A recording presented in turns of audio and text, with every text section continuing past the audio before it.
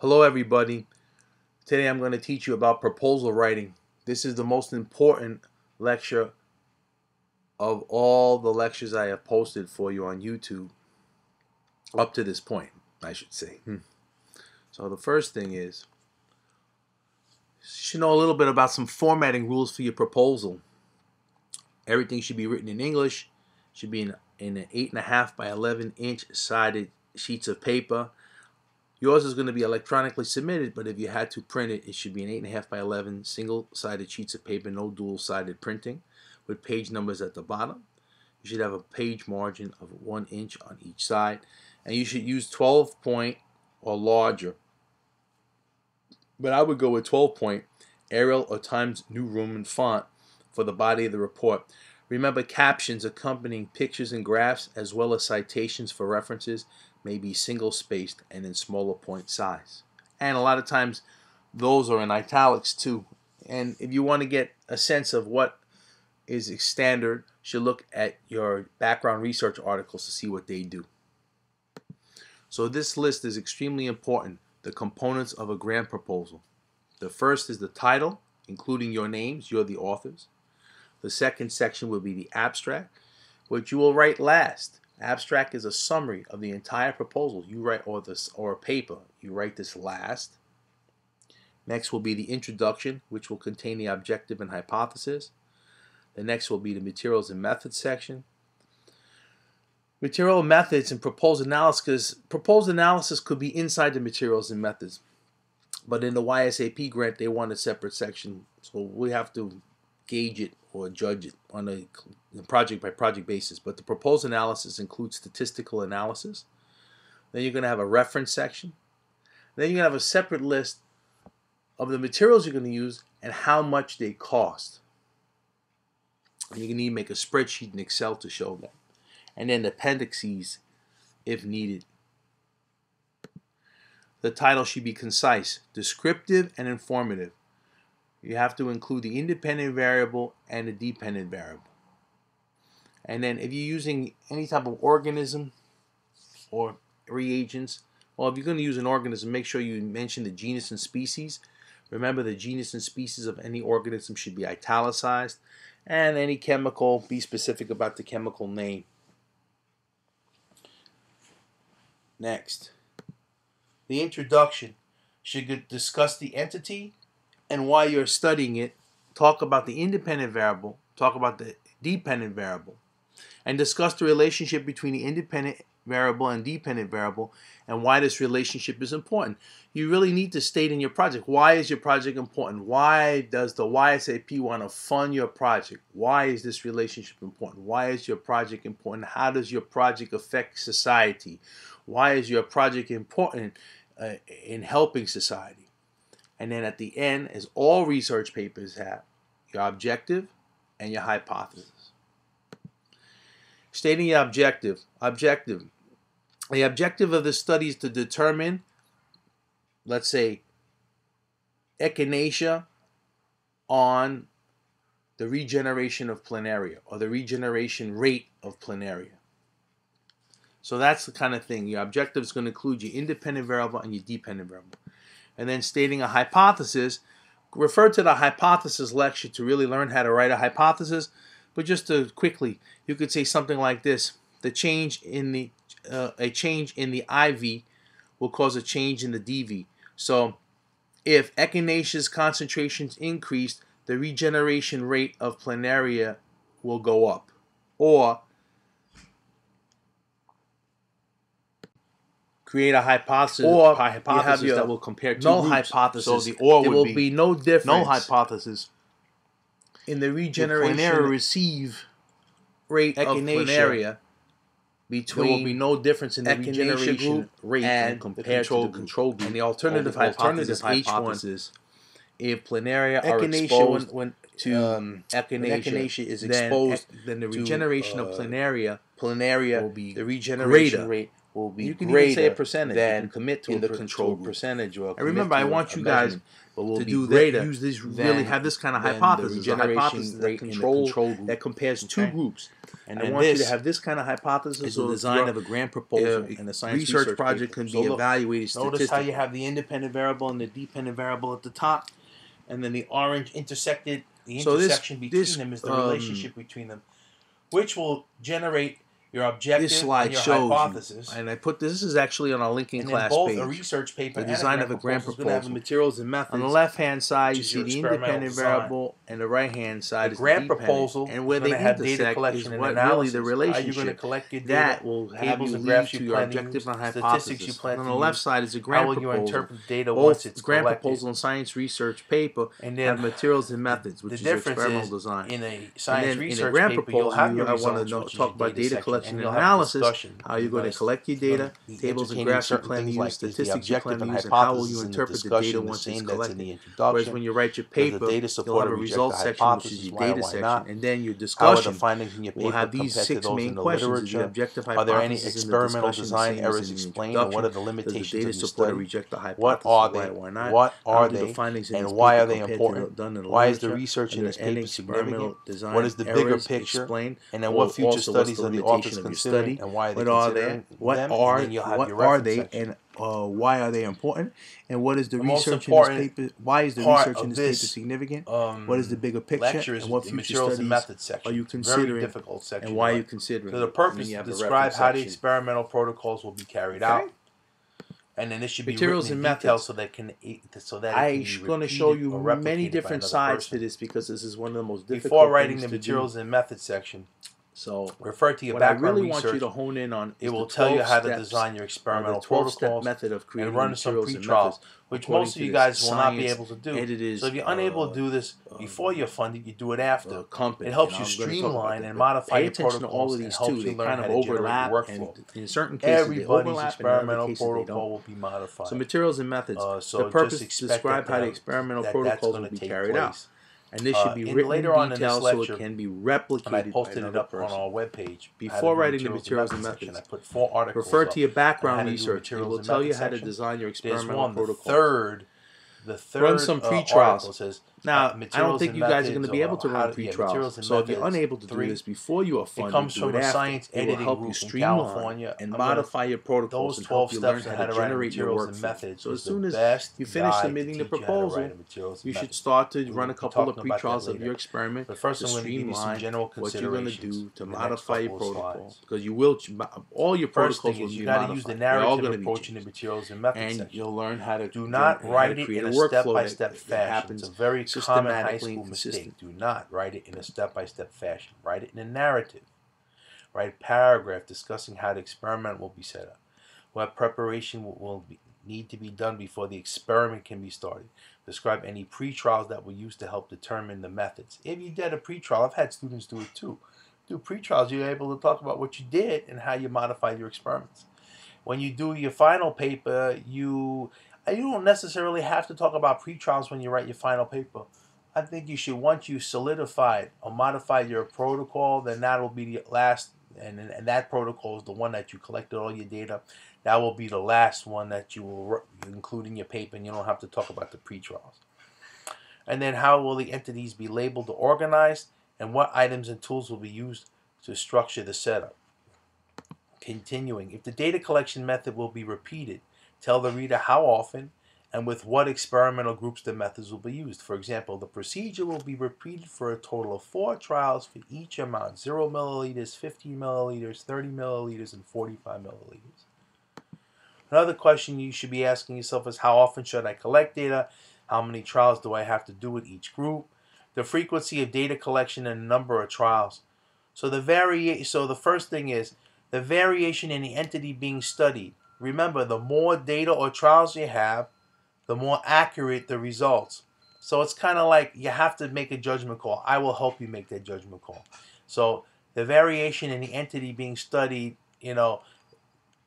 results in making you think you have to do as many trials as possible, and then the speed at which the data are available, right? Your background research and your pre-trials should help you make this determination. Speed of the data collection is another determining or limiting factor. For example, if you grow plants with a life cycle of 30 days, you can't collect data, and your data collection only occurs monthly. So you wouldn't be able to collect that much data than if you grew bacteria, which grows every 24 to 48 hours. You'll be able to do as many runs as you want because in every 2 days you're getting data. Describing your data collection. So you got to answer these questions to describe your data collection. How will the data be collected? How will measurements be taken? How will the data be measured or obtained? What tools and techniques will be used? How will qualitative observations be recorded, if applicable? Remember, I don't really care much about qualitative data. You really want quantitative. 6. How often will the data be collected and recorded? How long will the experiment last? How does your research design address potential extraneous variables? And you should address each extraneous variable. Describing your data collection continued. Describe the hourly, daily, weekly, or monthly tasks that you will need to complete to maintain the environment in which the experiment is taking place. What measurements or observations such as temperature, humidity will you record throughout the experiment? These things could be the constants. Remember, when you're growing plants, you're growing fish, you're growing organisms, all the environmental conditions need to be constant. You need to discuss how you're going to maintain. Like, for example, you're writing materials and methods and you're culturing zebrafish. You need to have a separate section on the culturing of zebrafish. Talk about what temperature the water needs to be, how much food, what type of food, how many times a day is it going to be administered, where the fish came from, how they will be maintained, what we will look for, their location, how much sunlight. That's a separate section. That's a section in your materials and methods with a subheading, culturing zebrafish. And you would have to entertain all of these types of things. You should understand that you're going to rewrite the materials and methods section several times, and that's why you need to shoot it to me or send it to me as soon as possible. 12. Now this comes from an editing group in San Francisco. 12-step method of writing materials and methods section. This is a great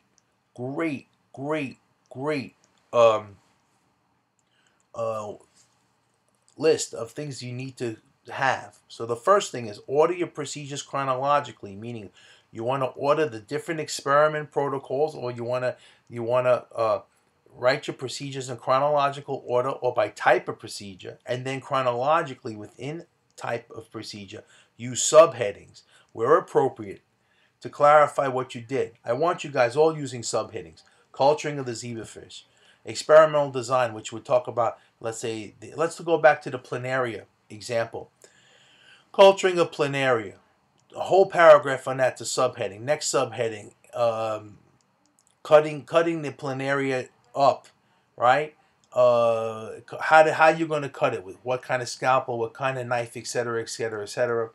The preparation of the echinacea, the concentrations of echinacea. Then you could do it like experimental design subheading.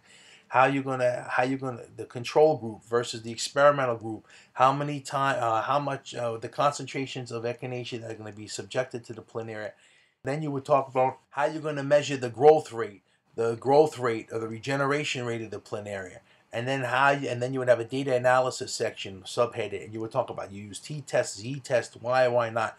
Also, that's what I forgot to say. You also want to discuss how many trials, how many runs for each concentration and for each condition.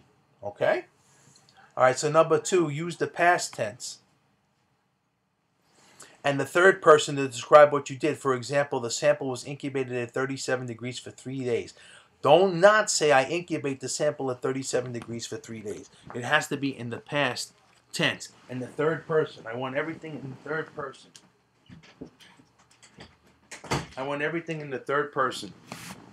Okay? Describe your experiment design clearly, including the hypothesis you tested, variable measures, and how many replicates, meaning how many times you're going to do it. And you had your controls, your treatments, etc. Explain why each procedure was done. Reference may be made to a published paper as an alternative to describing a lengthy procedure. I want you guys writing it because you guys need to gain experience in writing procedures. Identify the source of any specific type of equipment, a specific enzyme, organism, or culture from a particular supplier which is critical to the success of the experiment. Describe in detail any modification to equipment or equipment constructed specifically for the study, and if pertinent, provide illustrations of the modifications. Precisely quantify measurements, all metric, and include errors of measurement. Right? So that was errors of measurement could be standard deviation also. The standard deviation, you do the mean and you do the standard deviation. 8. Describe the dates and sites where your field study was conducted, including physical and biological characteristics of the site if pertinent to the study's objectives. 9. Identify treatments using the variables of treatment name rather than an ambiguous generic name or number. You would use healthy donors instead of group 1. You know, that would be your experimental group. I mean, healthy donors actually would be probably your control. If required by the journal, mention the approval for the study by the relevant ethics committees and informed consent of the subject. So animal control, ethics, IRB, which is internal review board, etc. Describe statistical tests and the comparisons made. Ordinary statistical methods should be used without comment. In your case, you're going to use them because you don't have enough a lot of experience. So you should be even, like if you say you're going to take the mean and standard deviation, you need to state that you're going to do that. Okay, advanced or unusual methods may require a literature citation. Okay, show your materials and methods to a colleague and ask whether they would have difficulty in repeating your study.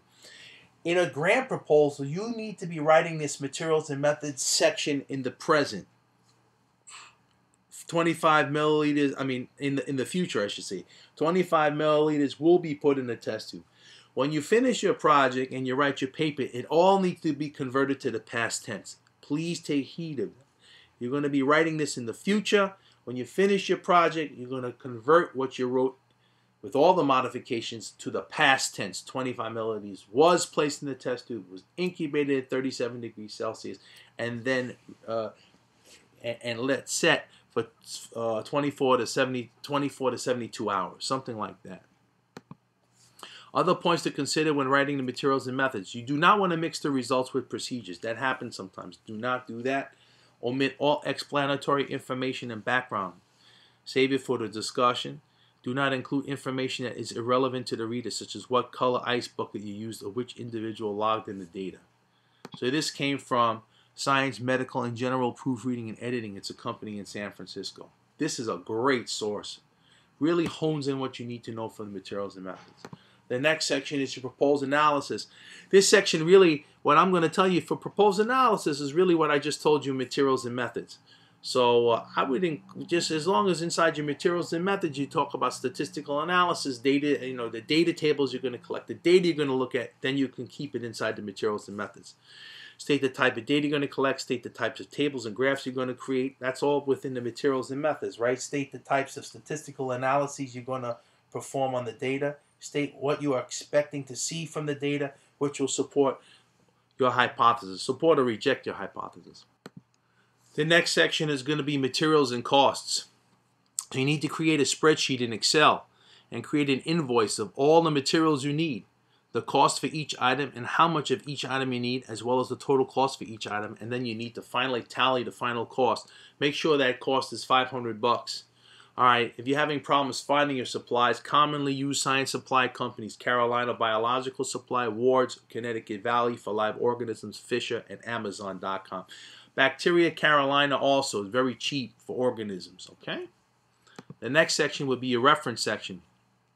This is a page containing all of your endnotes. The articles that make up the section come from your background literature search. Please use the Council for Science Editors format. I want you to using the sequence citation system. It's on our webpage. How to do CSE documentation on our webpage. Next is the abstract. Now it's funny, the abstract I told you at the beginning is the second right next to the title. The abstract is the last thing you write. Why? As I said, it's a summary of your entire proposal. So although the abstract comes after the title, it's the section that's written last. It's a summary of your entire proposal.